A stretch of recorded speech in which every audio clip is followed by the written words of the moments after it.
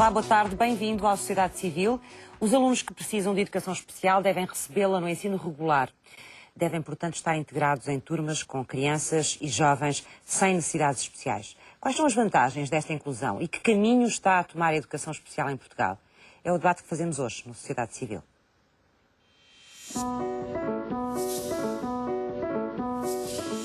Neste Sociedade Civil vamos olhar para a problemática da educação especial. Primeiro, iremos conhecer os números e perceber quando um aluno tem necessidades educativas especiais. De seguida, olhamos de perto a questão das crianças e visuais, sobre a qual a vice-presidente da Associação dos Cegos e Ambliopes de Portugal, Graça Gerardo, explica como o ensino e a aprendizagem da leitura e escrita do Braille é fundamental.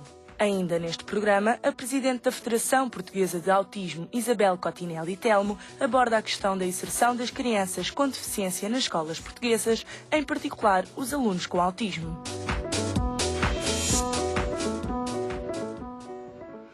Vamos então perceber melhor ao longo deste programa como é que a educação especial está a funcionar em Portugal, também como é que ela se integra no ensino regular, com que sucesso, com que insucessos também. É esse balanço que vamos fazer aqui. Muito obrigada aos meus 4 convidados desta tarde. Cidália Alves, bem-vinda. É professora adjunta da Unidade Técnico-Científica de Educação Especial da Escola Superior de Educação do Porto. Talvez valha a pena começarmos pelo largo, tentar perceber o que é o processo educativo e depois perceber como é que a educação especial se integra nesse processo educativo. Talvez seja importante, de facto, percebermos que a educação tem finalidades múltiplas, sociais, económicas, individuais e que envolvem, de facto, o desenvolvimento do ser humano e, consequentemente, o desenvolvimento da própria humanidade. Portanto, se considerarmos que todos os indivíduos com e sem necessidades educativas especiais integram, fazem parte dessa humanidade, é difícil conceber a escola sem que ela seja concebida para incluir também esses alunos. Esta poderia ser uma primeira abordagem. Exatamente. Neste momento, com a legislação atual. Assim, já agora? Sim, há países onde ainda, por exemplo, na Bélgica, ainda não estamos tão. A Bélgica ainda não está tão. Ainda não pratica a inclusão de maneira tão vasta como nós aqui o fazemos. Por exemplo, as situações mais graves, com mais limitações ao nível da funcionalidade, ainda estão institucionalizadas na Bélgica. Estive lá há pouco tempo. Imagino que eles também têm os argumentos deles para usar esse tipo de política de educação. Quais são os argumentos deles, comparando com os nossos, para percebermos também melhor os nossos? Eu penso que é uma questão económica também. É um país que, em termos políticos, tem algumas questões que envolvem as línguas, não é? Sim, que há várias línguas dominantes, portanto, digamos que não é tão fácil chegar, às vezes, a consensos e também, na sequência até desse problema, quando lá estive, ainda este ano civil, precisamente estavam a discutir a passagem da integração para a inclusão e os pais, sobretudo os pais, estavam nessa grande luta. Portanto, aguardamos o resultado. Portanto, para si não há dúvidas que este é o caminho? Sim, não tenho dúvidas. Que este é o caminho. Quer dizer que ele terá vantagens? Sem dúvida. A pragmatização pode não ser fácil, pode não estar ainda conseguida, mas este é o caminho em termos de ideário, sem dúvida alguma.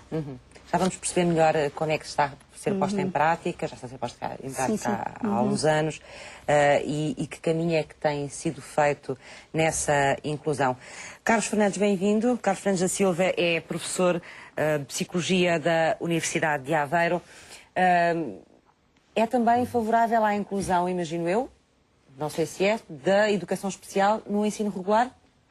Sim. Primeiro porque a inclusão é um valor. É um valor pelo qual eu me debato a todos os níveis, não só no contexto educacional. Mas depois, considerando isso como um valor civilizacional, do ponto de vista técnico, onde estou ao terreno, obviamente que tenho preocupações de como é que isso se opera. Portanto, sou completamente favorável à inclusão das crianças com necessidades especiais nas turmas, portanto, no ensino regular. Agora, deve haver cuidado, primeiro, a dimensão das turmas, a preparação dos professores, não só de ensino especial, mas professores do ensino regular, os pais dessas crianças, uma entidade nas escolas que passa sempre despercebida, que são os assistentes operacionais, que devem estar atentos aos comportamentos, porque, dependendo do nível de desenvolvimento às vezes as crianças ostracizam muito os outros e há momentos fora das salas de aula que são contextos ótimos de aprendizagem, de inclusão social, e se não houver quem tome conta delas efetivamente, mas de um ponto de vista técnico pode não garantir essa inclusão social, e estamos a garantir Que é a interessante inclusão. porque as crianças também podem ser muito inclusivas quando querem, não são só elementos de ostracismo, não é? Sim, podem ser inclusivas e podem ser cruelmente exclusivas. E, portanto, é preciso que alguém, nesses espaços em que não estão os técnicos ligados às aprendizagens que estão previstas, às metas em que se pretende que todos as possam atingir de alguma forma, mas que podem aproveitar esses momentos para garantir a inclusão social. Portanto, o desenvolvimento de competências que são de natureza mais transversal, mas que são também desenvolvimentais e são de caráter civilizacional. Portanto, isso é pensar nos meios, não é? Não pensar na inclusão apenas como fim, mas também pensar nos meios a atingir, porque podemos correr o risco de cair em posições ideológicas e defender a inclusão pela inclusão, ponto final, e depois esquecermos outros aspectos importantes, da importância que um psicólogo deve ter, e está previsto, aliás, no 3 de 2008, o Decreto-Lei, está prevista a entrada do psicólogo também nestes aspectos, porque às vezes, mesmo em contexto de sala de aula, não nos podemos esquecer que as crianças podem fazer aquilo que se chama comparação social, e o próprio que tem necessidades especiais, ou os outros, mas sobretudo a que tem necessidades especiais, às vezes faz comparações sociais pela negativa, acha-se inferior, porque não está a haver um rendimento igual ao dos outros, e isso, se não for cuidado, pode ter efeitos nefastos e não garantir a inclusão. Portanto, pode inclusão criar frustração, não é? Exatamente. Em vez de motivação para evoluir e para aprender. E os outros também têm que aprender, não é? Que há velocidades de aprendizagem que se têm que coordenar para que todos possam garantir atingir os objetivos, não é? Porque senão também se podem frustrar, porque às vezes temos também nessas turmas de ensino regular os outros miúdos que não têm necessidades especiais, que obviamente que têm uma aprendizagem mais acelerada e depois podem sentir tédio ou frustração por estarem à espera dos outros. Têm que aprender a saber esperar. Por isso é que é necessário ter em conta também todos os aspectos de natureza psicológica e psicossocial que ocorrem dentro da sala de aula e nos contextos. Na prática, nestas salas de aula ocorrem dois tipos de aprendizagem, não é? Para não falar provavelmente mais, não é? Eu não sou especialista nisto. Que é a aprendizagem letiva, mas também a aprendizagem social, de lidar com estes ritmos diferentes de aprender, de ajudar, de ser ajudado. Portanto, claro, há aqui uma outra aprendizagem também, sim, não é? Mas esta aprendizagem não devia ser apenas implícita e correr livremente. Devia haver algum cuidado por parte de todos os agentes educativos que estão naquela sala para garantir que isso seja feito de forma técnica. Sim. Porque se já do ponto de vista técnico há alguns riscos que se correm, mas pelo menos são identificados e pode-se atuar sempre que for necessário. Se deixar correr e partir do pressuposto que os seres humanos são uns bons sauvages, não é? Isso é um erro profundo, porque isso não acontece sempre e é preciso estar atentos aos sinais, por exemplo, da exclusão ou de irritabilidade por parte dos estudantes que estão na mesma turma, que partilham o mesmo espaço. Maria José Salgueiro, bem-vinda. Está aqui a representar a Confederação Nacional das Associações de Pais. Como é que olha para a evolução que foi feita ao nível da inclusão do ensino especial, no ensino regular, desde que ela começou, foi posta em prática no início dos anos 90, não é? Boa tarde. Foi uma evolução positiva? Foi, eu acompanhei-a, até por ter um filho que nasceu em 92 e que ficou sobrepassado 3 meses de nascer. E acompanhei bastante este processo. E assim, foi uma evolução, eu considero que há uma evolução muito grande na vida destas crianças. Não considero que em 91 se tenha começado a inclusão. Considero que em 91 se começou a integração e se colocou as crianças nas escolas. É uma coisinha diferente de inclusão. E a inclusão, como estava aqui a dizer o Carlos, tem que ser bem feita. Tem que ser uma inclusão com pés e cabeça, porque senão não estamos a incluir. Estamos a fazer de conta que incluímos, a dizer que incluímos e não o fazemos. Eu posso dizer que senti na pele, desculpem o termo, assim, senti na pele esta evolução. Porque quando o meu filho entrou no pré-escolar ainda, além de ter sido recusado a entrada dele em algumas escolas, nomeadamente em escolas públicas... Com que argumentos? Não tinham bases, não sabiam lidar com uma criança surda, e eu acredito, era verdade, não havia na altura técnicos. Eu lembro-me de tios meus que eram tias minhas, que são professoras, que diziam: eu tenho lá uma criança, está lá na cadeira de rodas, mas eu não sei o que lhe faço, eu não tenho ninguém para trabalhar com aquela criança. Portanto, isso não era incluir, isso era pegar nos meninos com deficiência, tirá-los das escolas que haviam especiais e colocá-los no ensino público. Quando o meu filho entrou no primeiro ano, tinha acabado de sair um despacho que regulamentava o apoio a crianças surdas nas escolas. Foi em 98, foi o despacho 7520, mas ainda foi obrigatório nesse ano fazer-se uma reunião com os pais da turma e perguntar aos pais da turma, sem eu estar presente, se importavam de ter um aluno surdo na escola, na turma, como se aquilo fosse contagioso ou prejudicasse as outras crianças. Portanto, em 98 ainda estávamos muito no início de tudo isto. O meu filho era alcunhado de várias palavras que não são, se calhar, as palavras mais corretas. Não se sabia lidar. Eu suponho que por estarem estas crianças tantos anos no nosso país, incluídas em escolas e não abertas, não em sociedade aberta, não é? Pronto, a partir de 98 realmente notei que houve um bom avanço. Outras crianças que estavam na turma aprenderam muito com eles, portanto com os miúdos surdos e com as outras crianças que estão na escola. Aprenderam também muito com eles, inclusive na futura vida profissional que têm. Eu conheço colegas do meu filho que hoje estão a seguir cursos ligados ao ensino e à educação especial, ou às técnicas, portanto à terapia da fala, ou à interpretação, à intérprete de língua gestual. Portanto, houve uma evolução. Neste momento, eu uma vez até chamei uma senhora, estava com uma pessoa do Ministério, e pedi-lhe numa escola que ela olhasse, estava um dia de chuva horrível, e os meninos estavam todos a brincar num polivalente. E eu disse-lhe assim, neste momento aqui à nossa frente estão 9 crianças surdas. Olhe para ali e veja se as distingue. E não se distinguem. Portanto, estamos a falar de há 5 anos atrás. Houve uma evolução. A própria sociedade, estas crianças que crescem com estes miúdos, eu tenho a certeza que vão ser muito diferentes já. Portanto, há uma evolução, mas cada vez tem que haver mais empenho da sociedade para que esta inclusão seja bem feita, que não seja um faz de conta, que não se esteja a colocar as crianças na escola, que será uma aprendizagem boa para os meninos ditos normais e para as crianças com deficiência. Não se esteja a fazer por elas exatamente aquilo que se deve fazer. José Luís Ribeiro, bem-vindo. É delegado regional norte da Federação Nacional de Cooperativas de Solidariedade Social. E também trabalham com crianças com necessidades especiais, penso eu, não é?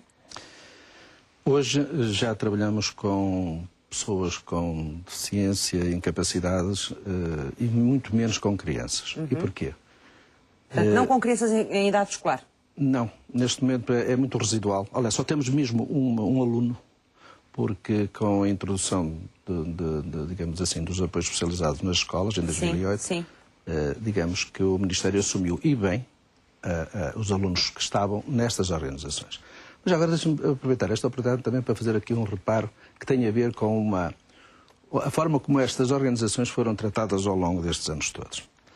Se nós nos lembrarmos que em 1974 as crianças não podiam ser matriculadas nas escolas, razão porque este movimento, o movimento SERS, surge precisamente em 1975. A primeira SERS surge em Lisboa em 1975. Hoje há 54 SERS. Elas foram criadas exatamente para possibilitar que as pessoas que tinham filhos com deficiência pudessem ir à escola, porque ela estava nitidamente negada. E curiosamente também foi aqui agora referido, até não tinha, digamos que só em 1991 é que aparece, portanto 16 anos depois, ou 17 anos depois do 25 de Abril, é que aparece o primeiro decreto-lei a obrigar, a criar o dever de obrigação às famílias de matricular os filhos na escolaridade obrigatória. E, curiosamente, só 34 anos depois do 25 de Abril é que surge o Estado a disponibilizar recursos especializados para que todas as crianças fossem atendidas onde hoje são, nas escolas onde é que devem estar todas, independentemente do tipo e grau de deficiência. Portanto, nós durante muitos anos fomos considerados escolas segregadoras. Ninguém se lembrou que naquela altura não havia, se não fossem estas organizações, havia muito jovem que não tinha ido à escola durante este lapso, este grande espaço de tempo.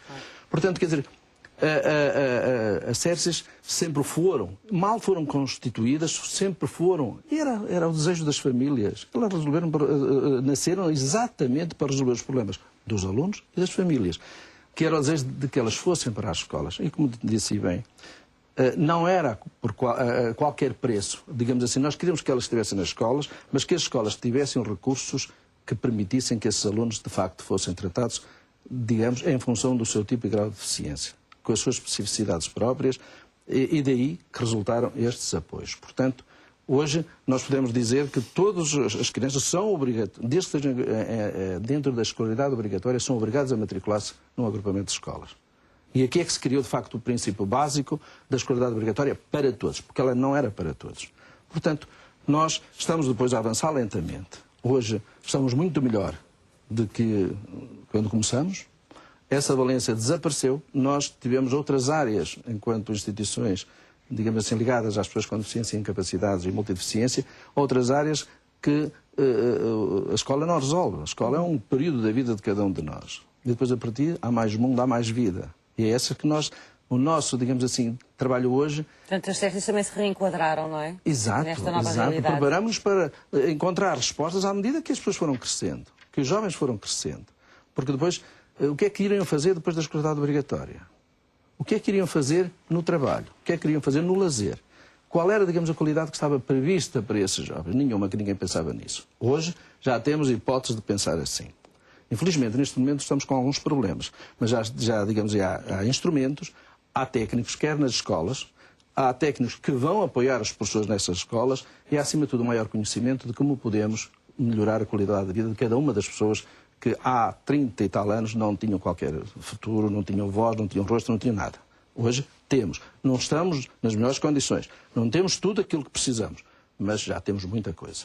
Já vamos regressar, vamos saber como é que funciona o ensino especial, que universo de alunos é que ele abrange e que crianças e jovens são incluídas no universo de estudantes com necessidades educativas especiais. No quadro da equidade educativa, o sistema e as práticas devem assegurar a gestão da diversidade, do que decorrem diferentes tipos de estratégias que permitam responder às necessidades educativas dos alunos. A coordenação, o acompanhamento e as orientações no âmbito da educação especial são da responsabilidade da Direção-Geral de Inovação e Desenvolvimento Curricular do Ministério da Educação.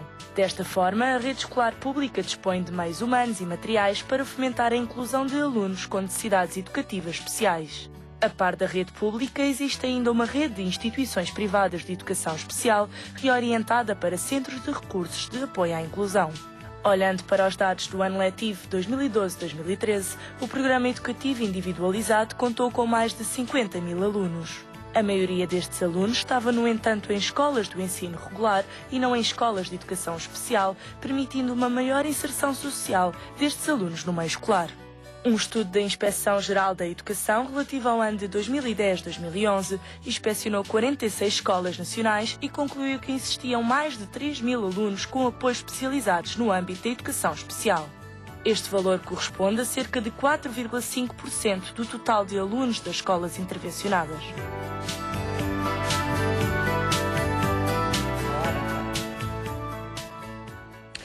Vou voltar aqui ao José Luís Ribeiro só para perceber um pouco melhor, neste momento, o que é que cabe dentro da educação especial, ou seja, quem é que tem acesso a estar incluído nesta educação especial? Há crianças ainda que precisariam de ter esse apoio e não têm? Existem crianças que não têm esses apoios. Hoje a triagem é feita pelos agrupamentos de escola, pelos professores de educação especial, em colaboração com digamos, toda a equipa dos Centros de Recursos para a Inclusão, que apoiam esses professores e esses alunos nas escolas. Acontece que isto obedece a critérios que não têm sido pacíficos, no meio nomeadamente das universidades, que o método e a escala de avaliação. Portanto, a escala de avaliação que está a ser utilizada deixa muitos alunos de fora, nomeadamente aqueles que têm dificuldades de aprendizagem. E outros. Portanto, isto quer dizer que nem todos os alunos com necessidades educativas especiais, que depois é de caráter permanente ou não, estão a ter essa resposta por parte da escola em si, globalmente considerada. Portanto, há alunos que não têm essa possibilidade e há alunos que, mesmo estando dentro, que se enquadram dentro dessa avaliação através da CIF, que é uma escala digamos, que afere quem é que deve e não deve ter esses apoios, há alunos que neste momento não têm os apoios que efetivamente necessitavam. Por força, digamos, económica, no fundo, isso é outra questão. A minha questão fora. Mas é através dessas equipas, Sim. É através da elaboração de um plano de ação, onde são abocados todos os recursos que essa criança precisa para poder alcançar, digamos, um nível de desenvolvimento a que ele tem, inegavelmente, direito. Portanto, esses recursos nem sempre são disponibilizados à criança. Cidália, você queria acrescentar algumas coisas em relação àquilo que já foi dito aqui? Sim, eu poderia começar exatamente pelo colega de mesa, quando refere à questão das instituições e a questão da importância do surgimento das instituições. Efetivamente, ao longo dos tempos, cada modelo de resposta educativa em educação especial foi muito bom para a época em questão. Antes de termos os modelos que separavam esta resposta educativa das escolas regulares e que, portanto, eram fornecidos, digamos assim, por instituições especializadas para o efeito, nós tínhamos uma perspectiva assistencialista que apenas cuidava das necessidades básicas destes indivíduos, porque não eram alunos. Porque era esse o modelo. Não se acreditava que eles eram capazes de aprender, não é? Portanto, o modelo da segregação, que é designado como modelo de segregação a posteriori, traz um benefício enormíssimo, que é dizer, estes indivíduos, estas crianças, estes jovens, estes adolescentes são educáveis e, portanto, como são educáveis, podem e devem frequentar uma escola, mas não a escola do ensino regular. Claro que isto envolve, digamos, um momento histórico de desenvolvimento da própria escola de ensino regular. Eu diria que a fatura da não falência da escola regular daquela altura foi paga, entre aspas, precisamente pelas crianças e pelos alunos com incapacidade e deficiência, porque a escola não estava preparada para responder à sua grande abertura e ao investimento grande que teve naquela altura. Portanto, formou para a industrialização, tivemos as escolas técnicas, tivemos os liceus, tudo isso. Portanto, não conseguia responder a todas estas necessidades. Portanto, de alguma maneira, as instituições até impediram, digamos assim, a própria falência da escola regular. Portanto, sem dúvida que o serviram. Depois tivemos o modelo da integração, que vem com o Decreto-Lei 319, que mais uma vez tem um excelente ideário e um problema de pragmatização. De facto, com a segregação muda mesmo a ideologia. Não é? Eles não devem estar lá, nós devemos estar todos uns com os outros, não é? Na escola e nos contextos de vida. E a escola não pode, se é uma boa resposta para uns, também tem de ser uma boa resposta para os outros alunos, não é? Porque todos são alunos e, no fundo, todos fazemos parte de um contínuo em termos de diversidade. Juntando isto, aqui é o que dizia ao meu colega à esquerda quando diz que a inclusão é um valor, é mais que um valor, mas é também um direito. É um direito consagrado, portanto, e a inclusão é uma palavra de alguma maneira aplicada a contextos múltiplos, com múltiplos significados, porque efetivamente nós incluímos em vários contextos e a partir de várias características. Não está, quando falamos de inclusão, não está em cima da mesa, nem no debate, apenas a incapacidade e a deficiência. Quando falava da experiência de seu filho, eu imediatamente me lembrei das questões do desenvolvimento inclusivo. Eu, nas minhas turmas, neste momento, quer na educação básica, quer na formação para professores de artes visuais, costumo fazer com eles um exercício sempre na minha primeira aula, que acho interessante porque os confronto com a natureza segregacionista da humanidade quase. Eles são filhos da integração ainda, porque não viveram em plena inclusão no ensino secundário, porque ela quase não chegou ainda ao ensino secundário.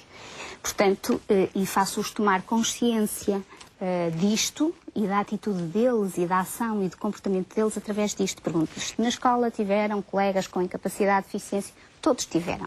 Se têm amigos e levam lá a casa amigos, todos levam. Se os pais também convidam amigos e familiares, todos convidam.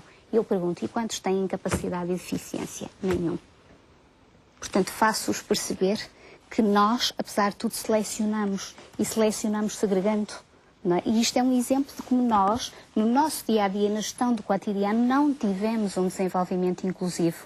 Quando dizia que os outros aprendem. Eu poderia contar várias histórias até, que vivenciei de facto em terreno e em contexto a esse propósito, mas provavelmente mais à frente, para não tirar a palavra e o tempo de antena. Mas conclua, Cidália, tinha aí ainda mais qualquer coisa para acrescentar? Exato. Quando falávamos também das competências e da questão da aprendizagem, nós ficamos extraordinariamente centrados no currículo. Não é? Há autores que dizem que o currículo é o rei. Não é? E de facto o currículo impera nas escolas e é o rei. Efetivamente, a escola serve sobretudo para nos apetrechar em termos de conhecimento e de competências de comunicação, de resolução de problemas também e de tomada de decisão.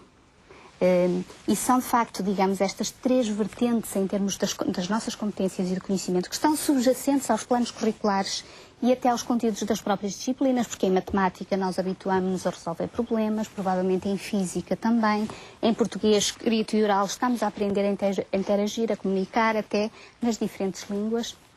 E, portanto, isto para dizer que se não estivéssemos tão centrados no currículo, como provavelmente também estamos tão centrados nas turmas, conseguiríamos validar o conhecimento através de qualquer currículo para qualquer aluno e qualquer indivíduo. E, portanto, quando nós tivermos esta flexibilidade a este nível, mais disponível na escola, como se a escola fosse um menu à la carte, ainda não é, se fosse, provavelmente seria mais vantajoso nós termos estas atitudes face à inclusão e ao acolhimento da diversidade humana e ao respeito pela própria diversidade humana. Mas quando fala dos currículos, está a referir, por exemplo, ou está a defender que esses currículos deviam também, de alguma forma, ser integradores nas matérias, na forma como direcionam, digamos assim, o trabalho que é feito pelos professores? Provavelmente há um problema generalizado, que é um problema da classe docente, que é um problema das escolas, que é um problema provavelmente da administração e que é um problema da sociedade em geral. Eu não gosto muito de falar da sociedade em geral, porque a sociedade tem de ser responsabilizada de alguma forma, somos nós os indivíduos. E quando falava há bocado, e que eu achei também muito interessante quando dizia eu não sei o que lhe faça, nós viramos à esquerda, viramos à direita, andamos para a frente, andamos para trás e são as respostas prototípicas que nós encontramos nos contextos. Eles deviam estar, de facto, junto de técnicos especializados que sabem o que lhes fazer. Eu diria que as leis, efetivamente, não vêm com cadernos de encargos. Se viessem com cadernos de encargos, provavelmente seria mais fácil pragmatizar as leis, não há dúvida disso. Mas, efetivamente, este parece-me um problema, porquê? Porque nós entramos num autocarro e vemos o dístico que nos assinala que é um lugar deficiente e se de facto entra no autocarro uma pessoa com deficiência, nós levantamos, nem nos sentamos lá, nem ocupamos o lugar. Sabemos como proceder, sabemos o procedimento. Se entra uma grávida, também sabemos que está regulado o nosso comportamento. Quando as questões se complexificam e envolvem o currículo, nós não temos este comportamento regulado e passamos a não saber o que fazer. E as instituições também, portanto, não são só os indivíduos, são as instituições. Nós vamos ao supermercado e temos as caixas prioritárias. Portanto, há coisas que estão socialmente reguladas e que envolvem o nosso comportamento, se quisermos, também inclusive. E de uma forma geral nós respeitamos, não é? Falta-nos o outro, provavelmente. Falta-nos um conjunto de instrumentos que pragmatizem. Podíamos depois também ir à classificação internacional. Carlos França, quer acrescentar alguma coisa em relação a isto? Sim, eu tinha aqui uma questão acrescentar. também para si em relação a uma coisa que disse há pouco e que eu queria saber um pouco mais, que tem a ver com há pouco dizia que a educação especial e a sua inclusão no ensino regular, há sempre riscos que se correm com essa inclusão e eu queria perceber exatamente quais são esses riscos que se correm. Os riscos são, sobretudo, de chegarmos a uma determinada etapa do desenvolvimento da criança ou do jovem, estamos a falar agora ao nível da escolaridade, e em vez de termos incluído, termos excluído. Esse é o principal risco. Porque nós estivemos atentos, ou por falta de preparação habitualmente, ou por falta de tempo, ou porque há trabalho a mais, porque as turmas não são dimensionadas, ou porque as pessoas não têm preparação técnica para o fazer, e não nos damos conta dos sinais de comparação social, que é um dos processos psicológicos básicos que ocorrem nestas idades, portanto, entre pares. Eles comparam-se. E se eles desenvolverem aquilo que se chama um sentido de incompetência e também um sentido de não contingência, ou seja, não se sentem capazes de, e ao mesmo tempo também não são valorizados pelos pequenos êxitos, e aqui a valorização e o reforço tem que ser feito, porque há técnicas de reforço. São técnicas que são muito bem conhecidas, mas que têm que ser feito por pequeninos ganhos.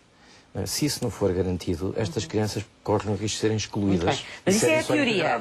E depois na prática? É teoria, não. A questão... Isso é o lado formal da coisa. Quem estuda acha que deixa essas sugestões, essas formas de funcionar. O que eu queria perceber é na prática se isso é feito assim, como está a dizer, ou não. Ou se é mal feito a maior parte das vezes.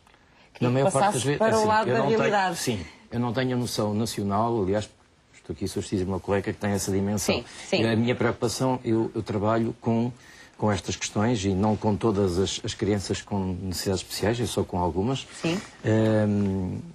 E, portanto, eu tenho o conhecimento daquilo que tem a ver com o que eu disse em termos práticos, que é fazer, por exemplo, depois da avaliação de uma criança, não em contexto de gabinete, sim. mas na escola, juntamente com os educadores envolvidos, sejam eles docentes do ensino regular ou os outros, do ensino especial, e depois queremos fazer um programa, um plano, onde, para além das técnicas de ensino, porque como dizia muito bem, isto às vezes o Ministério e a Instituição Nacional é mais de ensino do que educação, não é? É mais ensino, é cumprir metas, é cumprir os tais, é o currículo rei, o resto parece que não tem grande interesse. E mesmo que o professor tenha boa vontade, às vezes não é fácil depois conseguir conciliar o resto, não é? Tendo metas tão... Sim, é verdade, mas temos conseguido em alguns sítios, e eu falo, por exemplo, de um projeto onde estou envolvido, que é o projeto EPIS, Empresários para a Inclusão Social, onde nós temos feito experiências dessa natureza, onde encontramos crianças com necessidades educativas especiais. E só quando não há resposta, porque quando não há resposta faz parte do projeto EPIS respeitar as respostas existentes e portanto, essas crianças não mexemos nelas. Mas quando não há, nós tomamos conta, a dificuldade principal existe numa questão muito central, que é a maior parte dos técnicos envolvidos nisto sabem muito acerca de como se ensinar, mas sabem muito pouco acerca de como é que uma criança, já nem digo com necessidades especiais, aprende, um pouco de psicologia da aprendizagem e depois esta subespecialidade de como é que aprende uma criança que tem determinadas necessidades especiais. Isso é preciso entrar na planificação. E tem que entrar na planificação considerando o número da turma e os agentes envolvidos, de forma a que isso seja praticável. Eu não posso pedir a um professor do ensino regular, nem mesmo a um professor de educação especial, que faça coisas para a qual ele não tem tempo, com os tempos letivos que tem e com o número de alunos que tem. E é isso que acontece muitas vezes pela experiência que tem, pelo conhecimento que tem? Sim, e outras vezes não há sequer, não é insensibilidade, as pessoas não têm sensibilidade, não têm o treino para detectar os sinais externos ou outros que possam inferir e levar a perguntar ou a questionar ou a avaliar uma criança se ela está ou não a fazer comparação social negativa e achar-se que está posta à margem que não é capaz. E, portanto, estamos a excluí-la e não conseguimos atuar de imediato. Independentemente desse risco, é sempre mais vantajoso, Carlos, a inclusão, independentemente desses riscos? Sim, é sempre mais vantajoso porque nem que seja pela parte das competências transversais, daquilo que é a capacidade de desenvolver do ponto de vista da cidadania, para que o valor, como dizia há pouco a minha colega, não seja só valor, mas seja direito. Ora, os direitos não se garantem só porque estão na lei, garantem-se exatamente por estas intervenções. Né? E é muito importante que as crianças, todas elas, se aceitem, todas elas desenvolvam comportamentos cooperativos a par dos comportamentos competitivos. Também não há mal nenhum que haja competição em crianças com necessidades especiais. Basta pensar nos Paralímpicos. Há vantagens nos comportamentos competitivos. Agora, se não houver desenvolvimento de comportamentos cooperativos, corremos sérios riscos. Maria José, há pouco falava que a inclusão é muito importante, mas tem que ser bem feita. Sublinhou isso várias vezes. O que é uma inclusão bem feita? Porque se sublinham isso também, provavelmente já vai testemunha de inclusões mal feitas, não é? Eu gostava de saber exatamente a sua experiência. Mas que vai aqui um bocadinho no seguimento do que eu cá estava a dizer. Diga. Quando se fala em incluir, eu muitas vezes, até em seminários assim, dou muitas vezes um exemplo de uma linha em que a escola anterior ao 25 de Abril e anterior mesmo a 91, quem não seguisse essa linha, a criança que não seguisse essa linha era excluída, era colocada fora dessa linha. Neste momento a inclusão, para mim, a ideia que eu faço muitas vezes dela às outras pessoas é que todos consigam acompanhar essa linha. E para isso é preciso o quê? Se uma criança tem um déficit, como o meu filho, que é um deficiente auditivo, ele precisa de ter junto dele os meios, as condições, os técnicos que o ajudem a chegar perto dessa linha. É essa a ideia que às famílias eu dou de inclusão, para que se perceba também o que é a inclusão. Porque nós agimos junto às famílias, junto ao terreno, junto às escolas. Se uma criança que precisa de determinados técnicos, precisa de determinados meios, não os tem na escola, mas é obrigado a estar na escola, porque é obrigado, o nosso sistema educativo assim o exige. E muito bem, se não lhe dão esses meios, o que é que aquela criança anda a fazer ali na escola? Anda a regredir neste momento. Eu tenho assistido a casos... É uma regressão? É. Para si. É. Um ano nestas crianças, como em qualquer outra criança, mas um ano sem os devidos meios e sem os devidos técnicos, é um ano perdido. É um ano em que aquela criança, provavelmente, dependendo de cada caso, porque nenhuma criança com deficiente é igual, assim como nenhuma criança normal é igual. Mas se não tivermos, se não conseguirmos dar esses meios, aquela criança não está ali a fazer nada. Está, como eu digo muitas vezes, não faz de conta. E para isso, eu tenho muito orgulho de estar num país que tem excelentes leis, excelentes técnicos, excelentes estudos e que depois, na prática, falha a sensibilidade, muitas vezes, de quem está à frente para conseguir pegar nestas pessoas, nestas instituições e pô-las a trabalhar todas para essa criança. Conseguir que elas atinjam essa linha. Isto acontece todos os anos, acontece-nos diariamente. Chegam-nos à Confap queixas quase diárias de situações deste género, porque não põem técnicos, porque não há meios, porque não há até às vezes um simples transporte que consiga fazer com que essa criança vá à escola. Portanto, nós não podemos fazer de conta na inclusão, são assuntos muito sérios, são vidas de crianças. Não podemos estar a pegar naquela criança, colocá-la na escola e fazer de conta que a estamos a incluir. Isto, a nível das escolas, acontece. Portanto, eu acho que nós temos excelentes técnicos e excelentes leis. Nós fomos dos primeiros países a assinar convenções, tratados. Sempre nos viramos para sempre tivemos essa sensibilidade de atuar com estas crianças e estamos a falhar no terreno.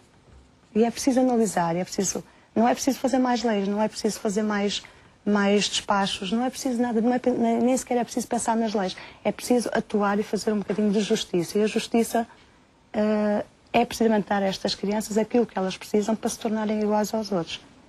Vamos já regressar. A integração das crianças com algum tipo de dificuldade no ensino regular tem-se alterado ao longo dos anos. A Presidente da Federação Portuguesa de Autismo vai explicar-nos agora como é que a inserção destes alunos nas escolas está a ser feita.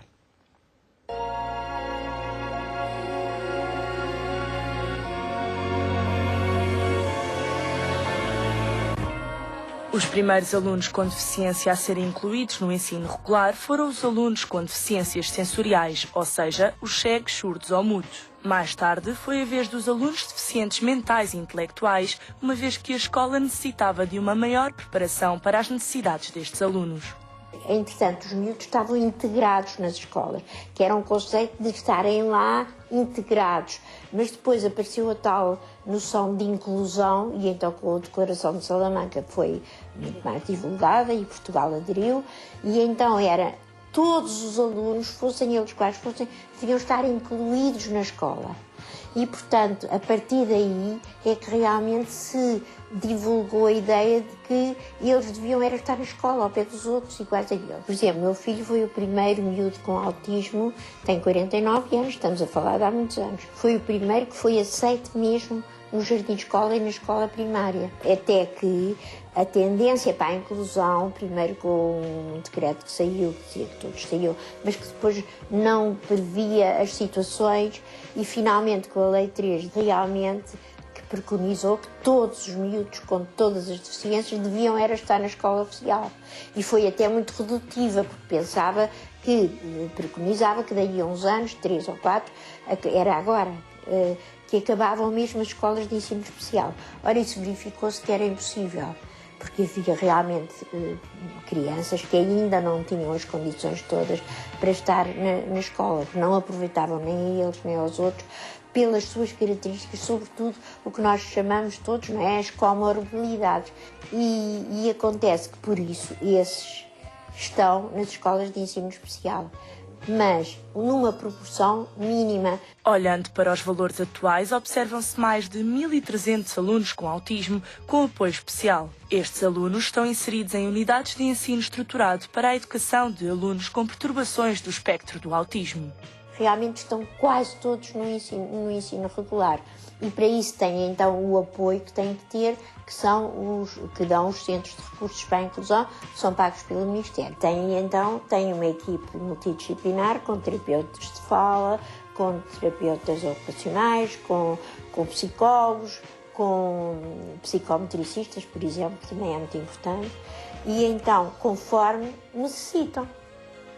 E então isso tem sido um grande pontapé para a frente e tem sido muito, muito admirado e muito, digamos, até seguido por muitos outros países que nós pensamos que são países, enfim, com boas condições e assim, mas que realmente acham que a nossa lei, e tendo o capítulo, digamos, o artigo específico para as pessoas com autismo, que é um passo à frente extraordinário. Também digo uma coisa, onde se tem visto melhores resultados é precisamente na faixa desde o jardim da infância até ao quinto, sexta classe, sexto ano. Quinto, sexto ano, bem.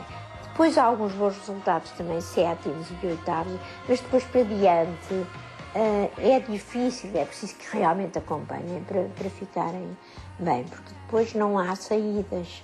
A presidente da Federação Portuguesa de Autismo, Isabel Cotinelli Telmo, defende que a integração de alunos com autismo nas escolas de ensino regular acarreta benefícios para todos os alunos. Por um lado, as crianças autistas estão inseridas no meio escolar e têm o apoio dos outros colegas. Por outro, os restantes alunos fomentam uma aprendizagem de cidadania para a vida.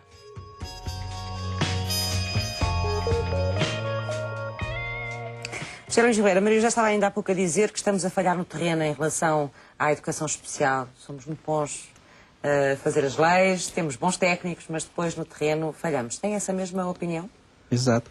E porquê? Em que é que falhamos? Neste momento, o exemplo que se coloca neste momento tem a ver, por exemplo, com os apoios especializados que os alunos precisam, que os agrupamentos, digamos que, requisitaram para esses alunos, mas que, por razões que nós ainda não conhecemos, porque estes critérios depois não são divulgados, não são, digamos assim, publicamente explicados, há um conjunto enorme de alunos que necessitam de apoios educativos especiais e que não os têm exatamente porque, ou por razões que pode ter origem na parte económica, mas também dizem-nos que não é isso. Dizem-nos que esses apoios estão a ser dados, mas o que nós verificamos no seio da nossa organização, da VENACERSI, é que os cortes que se verificaram nesses planos de ação, que vão de 30% a 70%, ou seja, alunos que no ano passado tinham apoio, porque o Ministério até pode dizer que estão, digamos, a acompanhar mais alunos, mais agrupamentos de escolas, mas isto depois não corresponde à verdade, porque há uma série de alunos em muitas zonas do país que ficaram sem apoios porque foi reduzido esse financiamento. Sem apoios é o quê em concreto? Estamos a falar das áreas especializadas. Terapia da fala, porque, como disse, em termos do currículo, é evidente que estes alunos nas escolas têm um programa educativo individual. Ou seja, a componente cognitiva pode não ser a mais importante deste programa. Pode ter outras áreas que têm a ver com cidadania, que tem a ver com a qualidade de vida que ele, no fundo, vai precisar ter ao longo do período em que estiver cá. Sim. E não tem nada a ver com um currículo académico. Também, o que ele pode... E porquê? Porque estes programas são adaptados a cada um dos alunos. Ou seja, ele pode ter menos horas de escolaridade para ter mais apoios noutras áreas. E este programa também permite já estes apoios que as escolas, em alguns casos, deixaram de ter, os agrupamentos de escolas, porque não são as organizações que apresentam os seus custos, porque eles estão tipificados. E quem os requisita, digamos, quem os coloca nos planos de ação a que cada agrupamento tem de apresentar, são os próprios professores de educação especial das escolas ou dos agrupamentos de escolas onde estão estes alunos. Depois aparecem este Centro de Recursos para a Inclusão, digamos, a prestar esse apoio com os seus técnicos. Sim. E há alunos que não precisam de ser muito escolarizados, do ponto de vista de um currículo académico muito complicado, mas precisam de um conjunto de intervenções que lhe confiram a qualidade, que permitam que ele possa desenvolver ao máximo as suas competências. As que ele tiver que sejam desenvolvidas ao máximo. E ela pode não passar exatamente pela parte académica. Portanto, a lei que tipificou este tipo de apoios, agora eles não estão a desaparecer. Em alguns casos estão a desaparecer. E há alunos que já deixaram de ter esse apoio. Há alunos que deixaram de ter esses apoios nas próprias organizações que ainda têm educação especial. Isto é mau. É mau porque, de facto, há aqui um retrocesso. Há retrocesso neste tipo de apoios, por critérios que não se conhecem. Ou seja, que no ano passado, por exemplo, no ano letivo passado, um agrupamento de escolas que tinha um apoio, por exemplo, 100 mil euros ano, este ano foi cortado em 50% com mais alunos para apoiar. Não há aqui lógica nisto. Portanto, a lei está a falhar, alguma coisa aqui está a falhar. E, portanto, quer dizer, era preciso também que estes recursos que foram avocados, quando a escola assumiu, quando o Estado assumiu que todos os alunos iam para as escolas, e bem, tem também a obrigação de criar os apoios para que eles, no fundo, tenham esse desenvolvimento pessoal, social. Pode não ser de origem académica, pode não ser, mas, acima de tudo, que crie condições para que no processo, ao longo da vida, ele seja já encaminhado. E até esses apoios estão a falhar. Porque digamos, esta transição para a vida adulta também tem que ser feita. E é pela escola. Com quem? Com os técnicos que têm competências para isso. Que não estão nas escolas, não são os professores, que eles já têm a sua parte. Cidália, temos menos meios para fazer esta inclusão, para apoiar, para fazer a educação especial? Pois, Sente isso também? eu não sei, não tenho bem a certeza de que exatamente isso possa estar a acontecer de forma generalizada. Acredito que haja casuística. Eu estive no terreno no primeiro ano de implementação da lei e posso dar aqui o testemunho da minha experiência. Eu passei pelos 3 modelos da segregação, da integração e da inclusão, no terreno, de facto no terreno. Portanto, a forma como eu percepcionei as mudanças na transição da integração para a inclusão, eu senti de facto que havia ali uma mudança em termos das orientações políticas e legislativas para o assunto. Não tive qualquer dificuldade e estava a coordenar um serviço de educação especial na altura em manter exatamente os mesmos alunos a beneficiar de apoio. Portanto, no agrupamento de escolas, onde havia um conjunto de 63 alunos que beneficiavam da resposta educativa em educação especial na integração, exatamente recorrendo a outros formatos de elegibilidade, nomeadamente à classificação internacional da funcionalidade, no ano seguinte ficaram exatamente os mesmos 63. Tivemos até nesse ano uma equipa inspectiva que inspecionou todos os processos e ficaram exatamente os mesmos estudantes. Portanto, eu julgo que houve provavelmente também uma reação dos contextos e uma intimidação que foi provocada pelo desconhecimento. Não é? Gerou-se aqui uma contra-informação que seria parcialmente incorreta, de que a classificação internacional da funcionalidade vinha para eliminar. Não era a classificação internacional da funcionalidade que vinha para eliminar, ela só vinha apresentar o perfil de funcionalidade do aluno. Aliás, há um cruzamento entre... Nem toda a gente sabe do que é que está a falar. Pois, a classificação internacional da Não estou a dizer aqui à mesa, estou a dizer mesmo quem está a ouvir, não é? Pois, Portanto, quem era está a importante ouvir, considerar que as pessoas percebessem em concreto existem, a que é que se está a referir. É um instrumento da Organização Mundial de Saúde que, em vez de estabelecer diagnósticos, não é? Por exemplo, temos um aluno com deficiência mental ligeira, moderada e grave, ou temos um aluno com espectro do autismo, ou qualquer outra situação, diz-nos que este aluno, nos domínios tal e tal relacionados com a comunicação, com a matemática, com isto, com aquilo, tem esta funcionalidade. Portanto, dá-nos um nível de funcionalidade e, simultaneamente, de limitação e de restrição daquele aluno, o que nos permite programar mais facilmente a partir daí. Não é um diagnóstico que nos facilita a programação.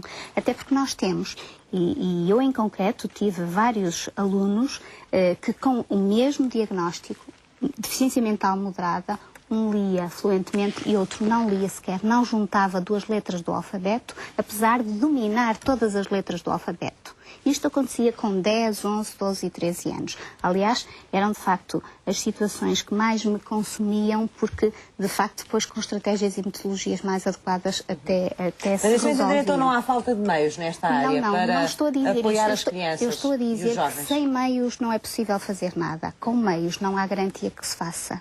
Essa é um pouco, não há... Aliás, o estar na escola, como tem sido dito, não é... Exatamente. Baralhou-me toda e eu não percebi nada. Não há precisamos de meios ou não precisamos de meios? Não há garantia. Faltam meios ou não faltam meios? há toda uma gestão de meios que pode ser feita de maneira Não há garantia em relação a resultados. Exatamente. Mas a educação especial, acho que partimos aqui desde o início do princípio que a questão não é só garantir resultados, não é? Que há outras coisas aqui em causa, não é? Pois não percebo exatamente A educação especial, nós logo desde o início dissemos que havia outras coisas que eram importantes na educação especial, nem sempre é obter só o sucesso em termos de referência ao conhecimento. currículo e ao conhecimento. Claro. Sim, Não não é? há dúvida. Agora, Portanto, há outras coisas dentro da integração, aos dentro centros desta de recursos que têm integração. sido muito evocados pelo colega e justamente evocados, uma das grandes vantagens que eu considero que ocorreram com a vinda à escola dos serviços, portanto, deixaram de ser os pais a deslocarem-se com os filhos aos serviços. Aliás, e os técnicos vão à escola, não é? Eu dizia com muita frequência que os pais eram os pais dos alunos que tinham filhos com alguma incapacidade ou deficiência eram verdadeiros taxistas. Eu não sei se havia esta noção, este conhecimento, terminava a escola. Aquilo que o pai fazia, ou a mãe, com um aluno, com um filho tipicamente desenvolvido, que era eventualmente apoiar nos trabalhos de casa, levar aquilo ali, ou proporcionar outro conjunto de atividades. Com o filho que tinha algum tipo de deficiência ou incapacidade, deslocava-se precisamente às instituições, uma hora para a terapia de fala, outra para a fisioterapia, outra para a terapia ocupacional. E, portanto, digamos que a mim custava-me conceber esse modelo familiar. E esse modelo familiar era, de facto, imposto pela dicotomia das respostas. Não é? Estava na escola, mas a resposta especializada, do ponto de vista do tal apoio técnico, estava lá. Portanto, há sempre aqui fatores e aspectos positivos e negativos, por isso é que eu não consigo ser categórica. Porquê? Porque depois, o que me diz a minha experiência, que mais uma vez pode ser apenas casuística, é que grande parte das vezes os pais faltavam, porque ou estava o pai doente, ou a mãe, ou a criança não podia ir na escola. Se a criança vem à escola, a resposta é de facto assegurada. Eventualmente não temos ainda um modelo perfeito, eu acredito nisso, não temos E julgo que, inclusivamente, os próprios técnicos que estão a prestar este serviço têm uma vida, parece-me, bastante árdua e dura, porque fazem eles as deslocações, portanto, o ónus passou a ser todo deles, não é? Portanto, não estará fácil também. Ainda não teremos a resposta ideal. O que me parece é que não podemos dizer, esta não é a resposta, porque se andarmos para trás, parece-me que a situação era pior. Isto eu tenho que assumir e parece-me que concordamos todos nisto. A resposta, apesar de tudo, era pior.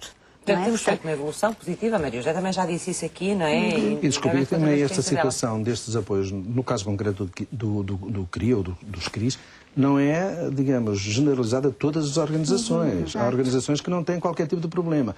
Agora, o que há é organizações com o mesmo número de alunos e digamos, o tipo de pessoas que atende não será muito diferente da escola do lado, e uns não foram cortados coisa nenhuma e outros foram. E não há nenhuma explicação para isto.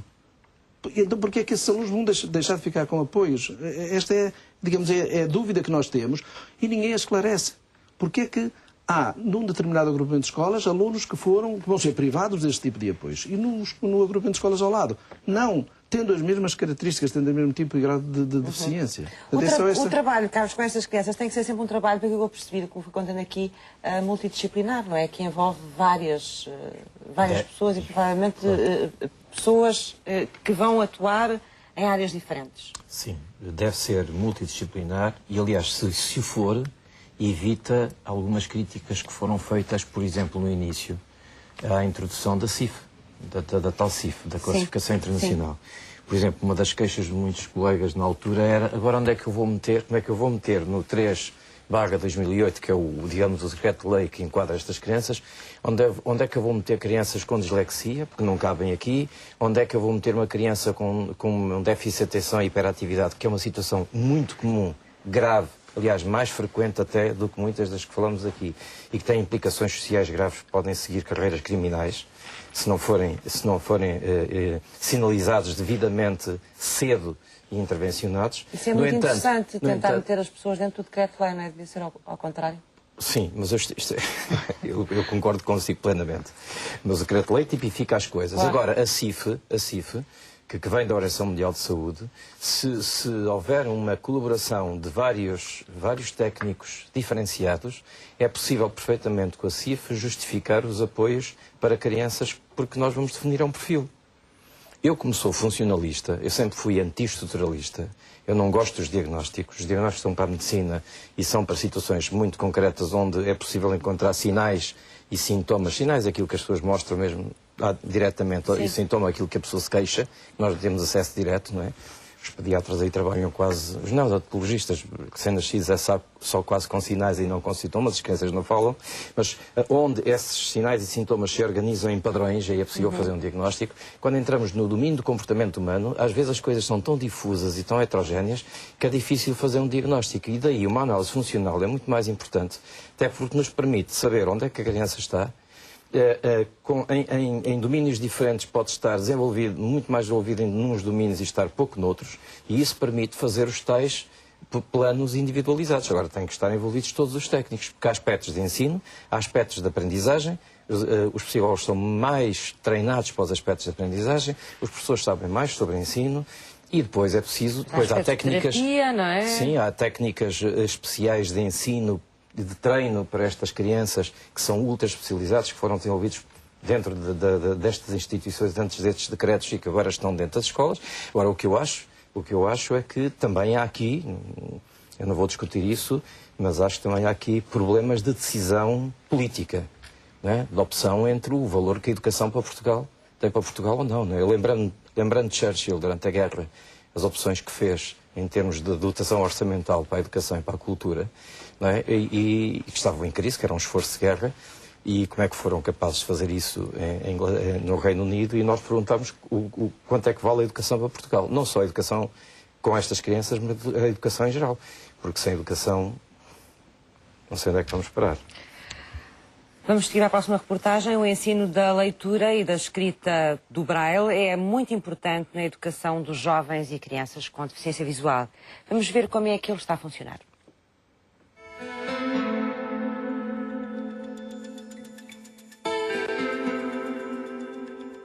A Associação dos Cegos e Ambliopes de Portugal defende que numa sociedade verdadeiramente inclusiva, o acesso à informação é um bem de primeira necessidade. Com o objetivo de acompanhar a aplicação do sistema de leitura e meios complementares para invisuais, foi criado em 2009 o Núcleo de Braille sob a presidência do Instituto Nacional de Reabilitação e a participação dos Ministérios do Trabalho, da Educação, do Ensino Superior e da Cultura. O ensino do Braille é primordial para as crianças e jovens com deficiência visual. Como sabem, qualquer pessoa que vê tem memória visual e vê e lembra-se como se escrevem as palavras. Para as pessoas com deficiência visual é a mesma coisa. Não há memória visual, como é óbvio, mas há memória tátil. Portanto, é importantíssimo, desde pequeninos, desde os 3 anos, que comecem a aprender aquilo que nós chamamos o pré-Braille. A vice-presidente da Associação dos Cegos e Ambliopes de Portugal, Graça Gerardo, sublinha o facto de que as crianças cegas devem estar em escolas inclusivas, ou seja, escolas em que estão em contacto com as crianças que veem. No entanto, para que isto possa acontecer, é necessário que existam os mesmos recursos para a criança visual. Se a criança que vê tem à sua frente o livro de leitura, por exemplo, é bom que a criança que não vê também possa ter esse livro já feito em Braille para depois poder acompanhar a lição. E também possa ter o seu material para escrever, ou uma máquina Braille, ou uma pauta, qualquer coisa, mas que possa ter material para aprender a escrever. Hoje em dia há professores que baseiam muito a escrita das crianças com deficiência em termos informáticos. Portanto, começam logo de pequenos a ensinar a escrever no computador. Às vezes não é fácil, isso torna, para já depois não há o acesso a linhas Braille, a criança não vê, ou melhor, não lê o que está escrito no computador, ouve através de um software de voz, e isso, repare, numa língua estrangeira, ou mesmo até na nossa língua materna, a palavra cego, este som se, pode escrever-se com C, com S, numa outra hipótese até com C de cedilha. Portanto, este se pode escrever-se de várias maneiras. E isto a criança tem que começar a saber com que letras escreve a palavra para ser capaz de escrevê-la em condições corretas, no sítio correto, em contexto certo. Com vista a concentrar meios humanos e materiais que possam oferecer uma resposta educativa de qualidade a estes alunos, foi criada uma rede de escolas de referência para a inclusão de alunos cegos e com baixa visão. Segundo a Direção-Geral da Educação, existem 24 destas escolas ao longo do país. Essas escolas pretendiam ter meios e professores especializados do atual grupo de recrutamento 930, para que as pessoas pudessem ter orientação e mobilidade para se poderem deslocar na escola e aprenderem o caminho para as suas salas e serem autónomos. Que pudessem ter o braille com professor especializado também, para que pudessem então aprendê-lo e para depois ler e escrever na sua aula em conjunto com os colegas da escola, da turma. Pronto, pretendia-se tudo isso e dizia-se que essas escolas estariam equipadas quer com os meios humanos, quer com os meios técnicos, digamos assim, ou com os equipamentos técnicos. Infelizmente isso não está a acontecer. De acordo com os dados avançados pela Direção-Geral da Educação relativos ao ano letivo de 2012-2013, cerca de 250 alunos frequentaram escolas de referência para a educação de alunos cegos e com baixa visão.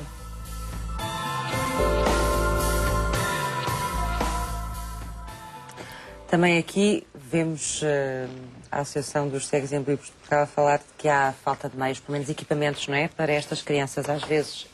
Maria José, sei que queria acrescentar alguma coisa em relação àquilo que o Carlos estava a dizer há pouco, não é? Concordo tanto com aquilo que acabou de dizer, que a educação não pode... Nós estamos a assistir agora, muito mais, não é?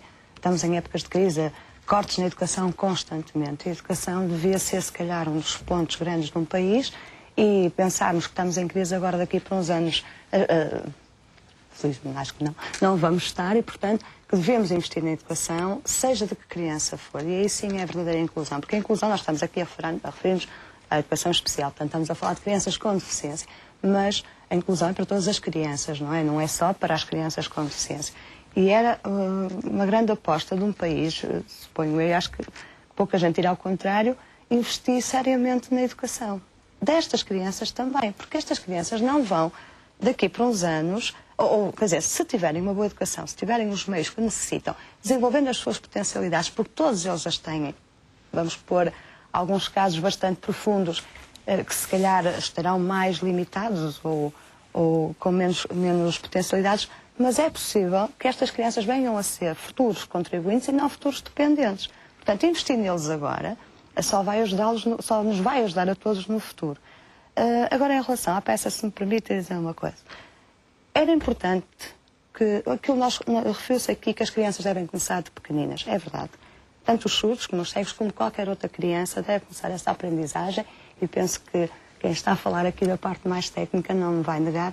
Era importante começar de pequeninos. Nós temos no nosso país as bases todas criadas. Nós temos um serviço de intervenção precoce que devia funcionar a 100%. E custa-me saber, por exemplo, que a intervenção precoce não tem, em algumas das unidades, não tem sala, não tem material para trabalhar. Não tem materiais. Portanto, os próprios técnicos muitas vezes pedem os materiais. Já nos aconteceu virem através da Confab pedir materiais para as salas. A intervenção precoce deveria ter uma ligação básica e muito forte com os hospitais. Ou seja, uma criança nasce, é sinalizada num hospital por um médico, os pais já não deviam ter que ser, agora já não é taxistas, no mesmo sentido que se referiu, mas taxistas de andarem à procura do caminho para o seu filho. Portanto, o processo devia estar criado, devia ser automático. Está, nós digamos que está, através do Decreto-Lei 3, que foi a grande lei da inclusão, o processo está criado. Agora, porquê é que ele não funciona? Porquê é que não funciona, Maria José? Porquê é que eu tenho muitos pais que ainda me telefonam com crianças de 2 e 3 anos e não sabem onde vão pôr as crianças? Porquê é que uma criança, por exemplo, é implantada, faz um implante coclear em Coimbra e sai de Coimbra ao fim de uns meses e os pais ficam... Mas não se disperse. Vamos lá outra vez à criancinha, vamos lá ao bebê que nasceu no hospital e que é sinalizado pelo médico. O que me estava a dizer é que essa criança devia imediatamente... Encaminhada imediatamente para a intervenção precoce. Imediatamente. E não é? Muitas vezes não é. E não é porquê? Para a gente perceber. Porquê é que isso não é feito automaticamente? Esses procedimentos não estão definidos? Se me perguntar, não estão. Agora, se me perguntar o que é que realmente... Os médicos não têm conhecimentos deles, muitas vezes? Eu acho que sim. Eu acho que sim. Até porque quando se implementou o Decreto-Lei 3 e que se fez tantos seminários com a CIF, falhava a equipa pluridisciplinar, por exemplo. Eu lembro-me de estar numa avaliação da CIF e de estarem os médicos de um determinado hospital a dizer nós não temos tempo para estar a fazer esta avaliação. Quer dizer, falha a equipa pluridisciplinar, logo falha muitas vezes a sensibilidade das pessoas que estão na frente das crianças e das famílias de os encaminhar, porque eles sabem que existem estes serviços. Portanto, falha essa sensibilidade.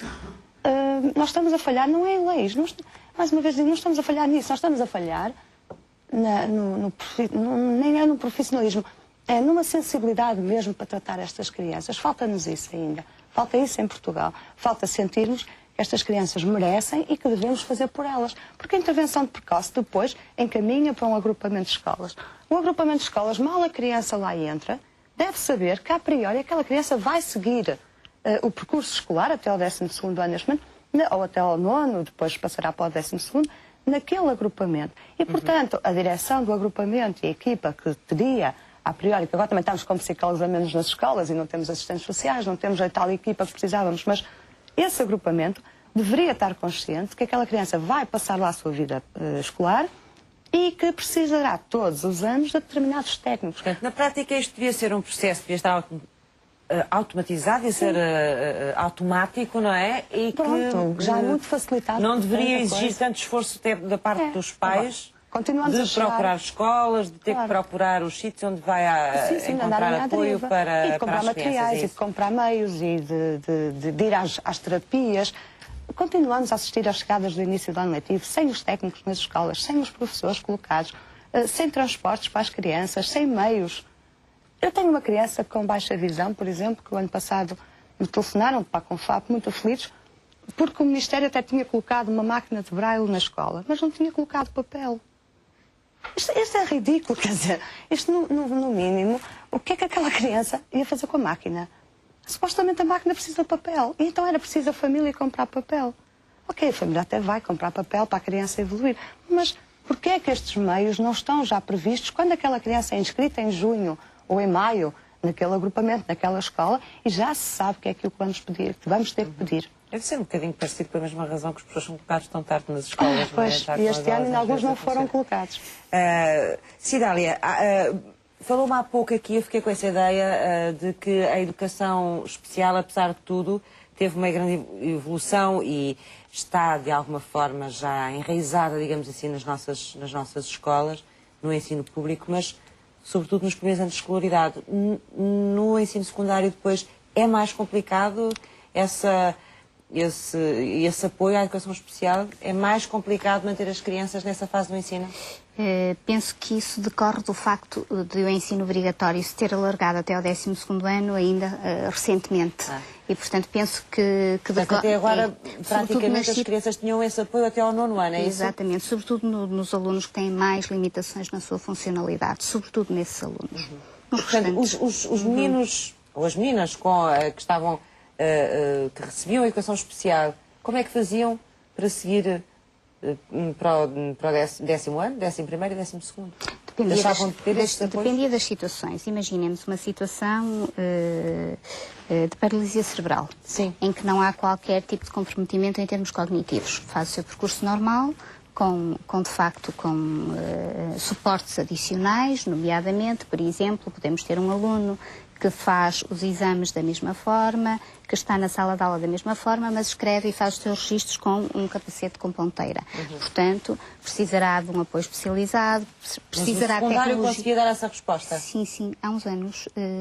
Posso até dizer-lhe que talvez há 6, 7 anos tivemos um colega da Educação Especial que precisou até de se deslocar a Lisboa para apresentar uma situação ao Júri Nacional de Exames, para um exame de uma língua estrangeira. Também não importa estar a dizer muito, porque torna-se mais fácil identificar a situação e eu gostaria de o evitar, porque esta aluna ou este aluno precisaria de cerca de 5 a 6 horas para realizar o exame, porque fica muito cansada e precisaria de fazer paragens sucessivas. Isto foi conseguido e foi a melhor nota a nível nacional.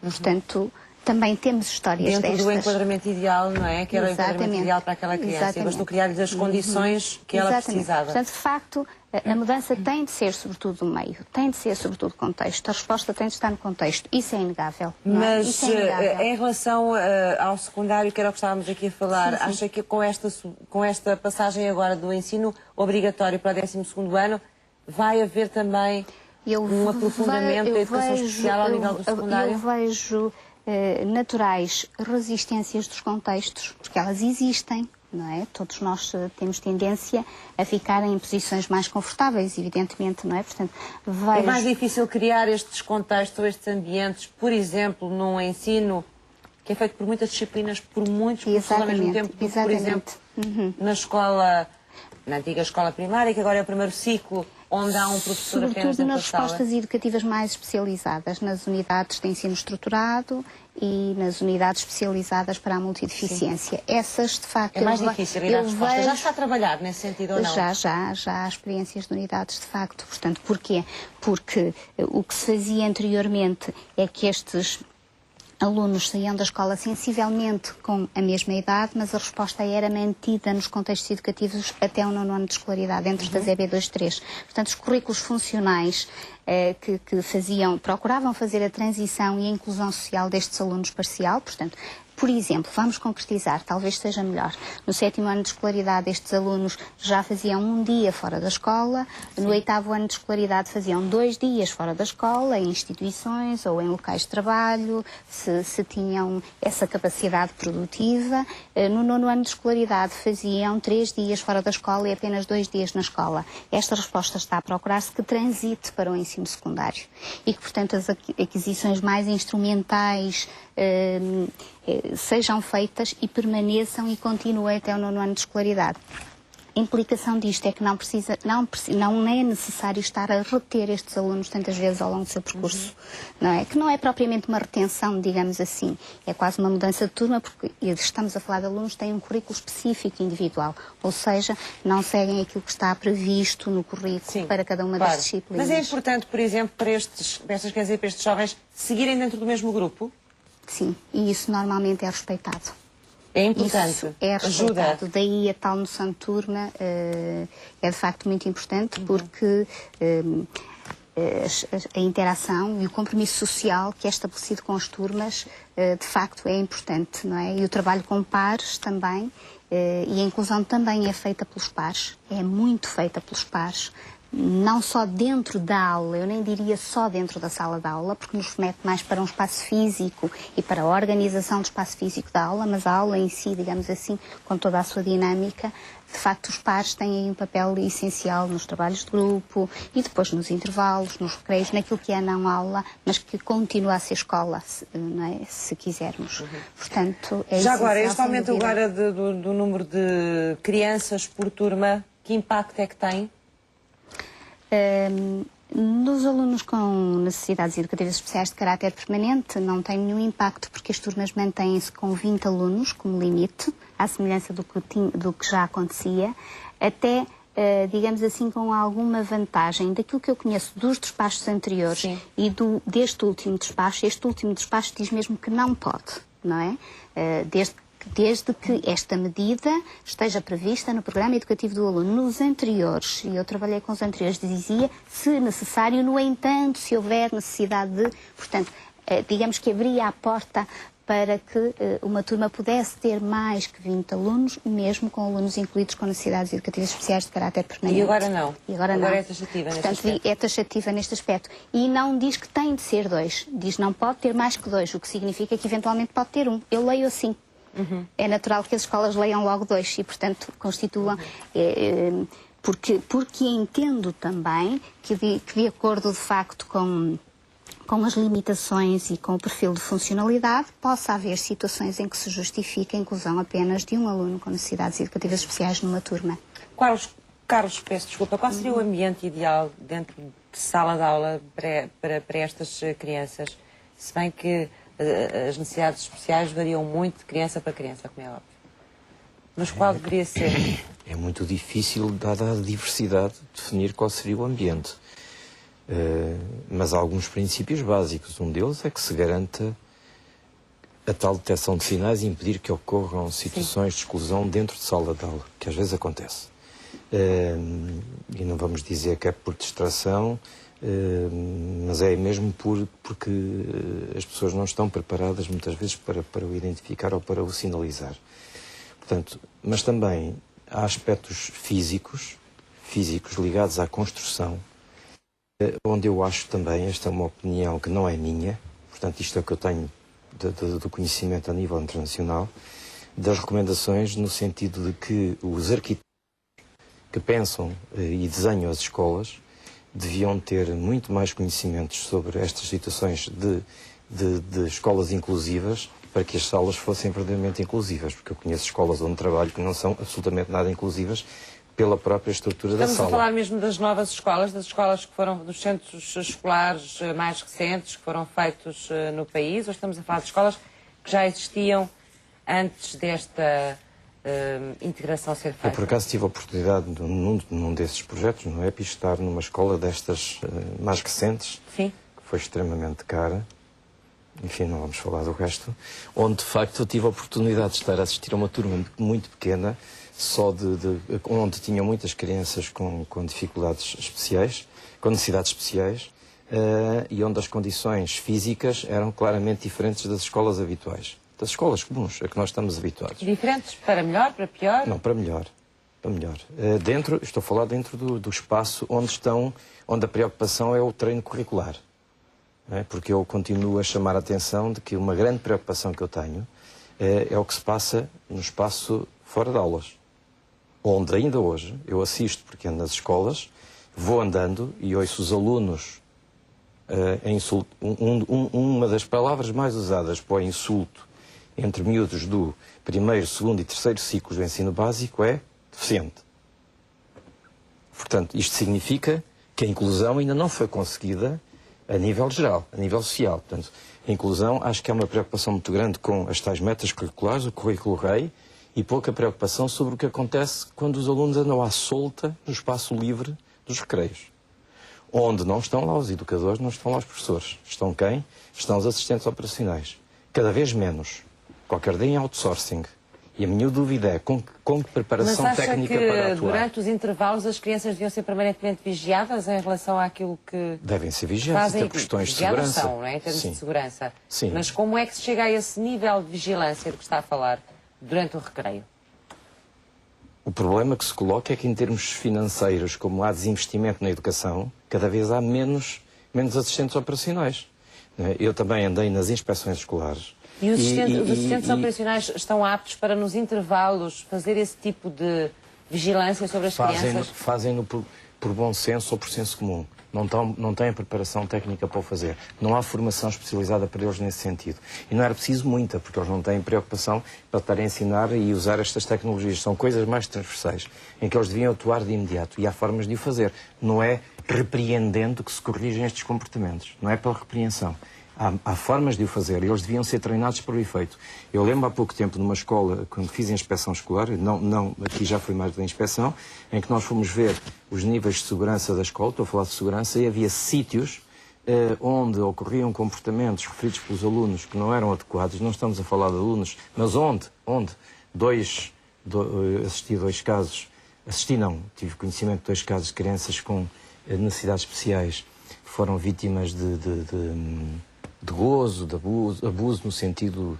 De bullying? Sim, de bullying, exatamente. Mas num espaço onde a visibilidade era quase nula dos diversos pontos de referência da escola. E onde era muito raro passar lá um assistente operacional. Portanto, devia até haver uma concepção por parte das escolas de rotinas de passagem, de rotinas de observação, mas eles também têm que saber intervir. Porque essas situações ocorrem com muito mais frequência, não tenho estatísticas nacionais, mas ocorrem com muito mais frequência do que é esperado. É que dentro da sala de aula temos os meios disponíveis, não, cada vez menos agora também, mas fora não temos nenhum. Posso garantir. E então ali no espaço imediato da escola, também fora que ainda é de alguma influência da escola, as coisas ainda se complicam mais. Professor Ribeiro, estamos mesmo no final, não sei se quer acrescentar mais alguma ideia antes de partimos para a resposta. Eu só colocar aqui uma dúvida. Nós falamos muito de inclusão, sim, que é cara a inclusão. Porque é que não... Oxalá nunca ninguém queira experimentar a exclusão e ver o que é que isso custaria. Muito bem. Vamos chegar para essa ideia então. Vamos querer. Chama-se Mr. Walter, este jogo, e foi inventado pelos alunos da Escola de Artes da Universidade Católica do Porto. Vamos conhecer o jogo nas respostas dos parceiros.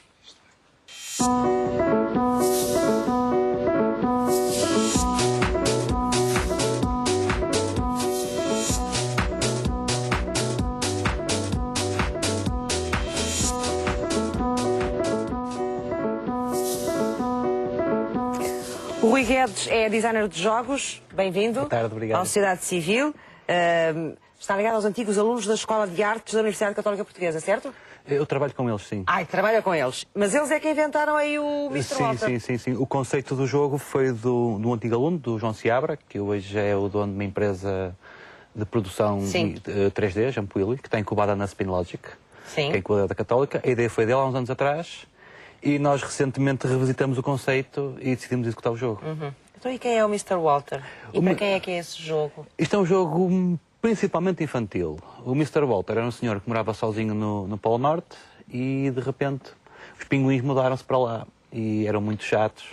E então ele decidiu procurar... Incomodavam-no? Exatamente. Ele decidiu procurar uma nova casa e viaja pelo mundo fora em busca do melhor país para morar. E o jogo Então reflete o essa jogo viagem. é o Mr. Walter a viajar pelo mundo. Sim. Portanto, ele tem um lado educativo também, é isso? Sim. O que é que estamos a ver aqui? Aqui é Explique-nos. o primeiro Rui. nível, é o nível do Polo Norte. Portanto, cada nível é um país e nós procuramos retratar Já o está melhor no possível. sítio? Exatamente, isto creio que é a França. Nós procuramos representar os melhores aspectos da arquitetura, das cores e da música de cada país. Isto acho que será o Nepal ou a China? É a China. Pronto, Portugal também está representado. está aí a muralha. Exatamente. Portugal também está representado. Portanto, nós tentamos criar aqui cada nível que fosse muito icónico. Este jogo, apesar de tudo, faz lembrar um bocadinho o Mario, não é? O Sim, tipo o tipo de jogo em escadinha, a subir e a descer. Sim. Sim, o jogo é interessante. Ele tem que apanhar, ele joga sempre contra relógio, tem que apanhar os balões azuis para ganhar mais tempo e se tocar nos balões vermelhos. Quantos níveis tem o jogo? Tem 14. E quanto tempo é que vocês demoraram a desenvolver isto? Foi o Mr. Walter? aproximadamente um ano. Um ano que demorou? Sim. E o jogo já está a ser comercializado? O jogo está pendente da aprovação da Apple, portanto, mal eles deem um ok, o jogo sairá para o mercado a nível mundial. Porque vai ser um jogo em aplicação, portanto é para mobile, é isso? O jogo é para mobile. Sim. E porquê é que lhe chamaram Mr. Walter, não Sr. Joaquim? Foi o nome do personagem. Essa ideia foi do João Seabra. Ele tem jogo um português. fascínio por este Um nome. jogo português, vou repetir. Podia-lhe ter dado o nome português, não? Sim. Ele gosta do Mr. Walter, é? Eu Gosta. conheço algum Mr. Walter que... É capaz de ser. Capaz de ser alguma experiência que ele teve no passado, não sei. O nome, eu quando entrei no projeto, o nome já estava definido. Já estava definido. E acham que o Mr. Walter vai ser jogado ainda este ano ou não? Sim. Vai ser uma coisa lá para o Natal, não é? Não, aliás, nós estamos a qualquer momento, mal a Apple nos dê a luz verde, o jogo sai. Portanto, nós já desde o dia 1 de outubro que estamos a qualquer Quantas momento. pessoas é que estiveram a trabalhar neste jogo, Rui? À volta de. Eu não quero mentir, mas foram à volta de 10. Volta de 10. O que é que foi mais difícil aqui? A parte da execução gráfica, sem dúvida. Esse foi o trabalho, sobretudo, dos antigos alunos sem imagem, que foram responsáveis por isto tudo, pelo design, pelos modelos 3D, pelo som, a música também, a banda sonora, cada nível tem uma música específica. E É original a banda sonora? É original e é inspirada no tipo de música tradicional de cada país. Cada país. Deve ter dado muito trabalho também. Sim. E muito gozo, não? Sim, foi muito divertida. Isto Foi muito é para que idades?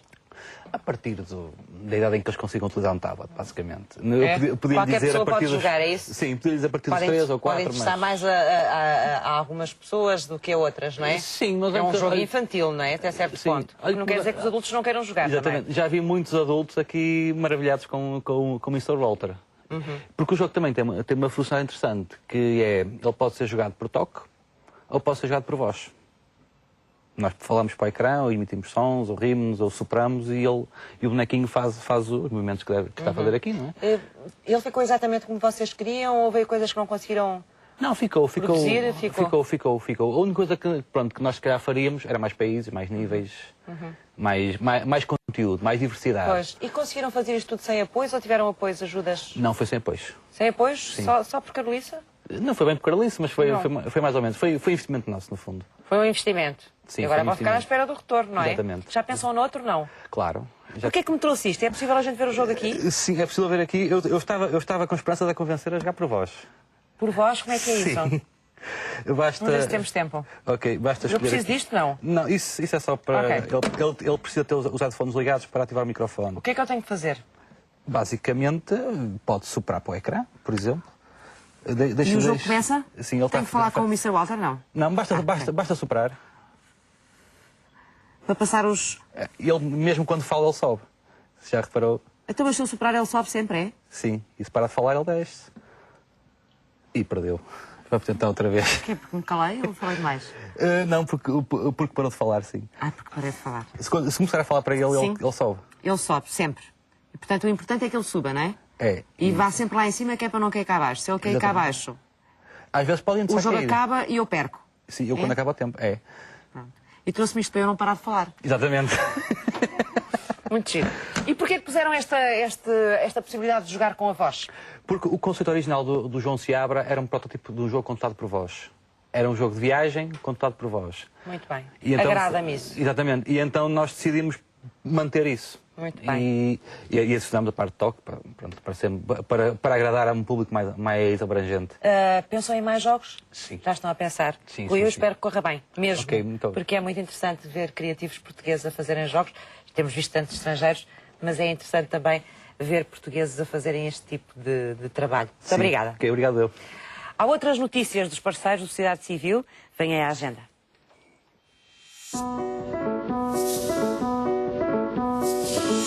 A Fundação Caldus Gulbenkian recebe a exposição Dias Culturais de Sharjah, em Lisboa. A mostra reúne peças de coleções provenientes do Emirado de Sharjah, reunindo um conjunto de mapas e caligrafias, peças de artesanato, trajes tradicionais e joias. Pode ser visitada até 1 de dezembro. A exposição Parque de Serralves Paisagem com Vida celebra a criação deste parque, que é uma das obras maiores da arte dos jardins a nível nacional e europeu. No percurso da mostra é apresentada a história e a evolução do jardim ao longo dos tempos e são também enaltecidos os criadores, proprietários e conservadores deste espaço. Pode ser visitada até 3 de novembro. A Parques de Sintra promove a exibição do documentário A Sinfonia todos os sábados e domingos pelas 15h30, com entrada livre. Um documentário que pretende sensibilizar para a biodiversidade da Serra e para a adoção de comportamentos mais sustentáveis durante as visitas ao parque. O Jardim Botânico de Lisboa oferece todas as segundas e quartas-feiras aulas regulares de Qigong terapêutico, um ramo da medicina tradicional chinesa que surgiu há mais de 3.000 anos e que se baseia numa série de movimentos e posturas inspirados na natureza e em vários animais que procuram o relaxamento do corpo e da mente, bem como o aumento da concentração e da criatividade. O programa Escolhas lança novas candidaturas para projetos pontuais com um ano de duração que visem facilitar o emprego para jovens através de soluções criativas.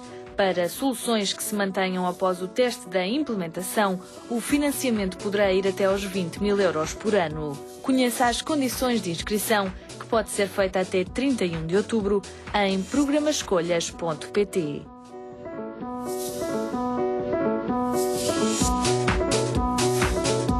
Estamos no fecho do programa de hoje, dedicado à educação especial. Quero agradecer aos meus 4 convidados desta tarde terem vindo conversar connosco sobre este assunto e vou deixar-lhe aí para casa 2 sugestões de leitura, 2 livros que saíram recentemente. Um deles é sobre coaching, de César de Chaminé. Otimiza as suas competências intelectuais e emocionais. E depois um outro livro, de Anne Morris, um livro mais ligado ao pensamento sobre o domínio do Ocidente. São sugestões de leitura por hoje. Amanhã vai ser dia, ou é o Dia Nacional de Prevenção do Cancro da Mama. Vamos juntar aqui no Sociedade Civil especialistas de Oncologia para saber como é que a doença afeta a vida sexual de homens e mulheres. Não perca, até amanhã.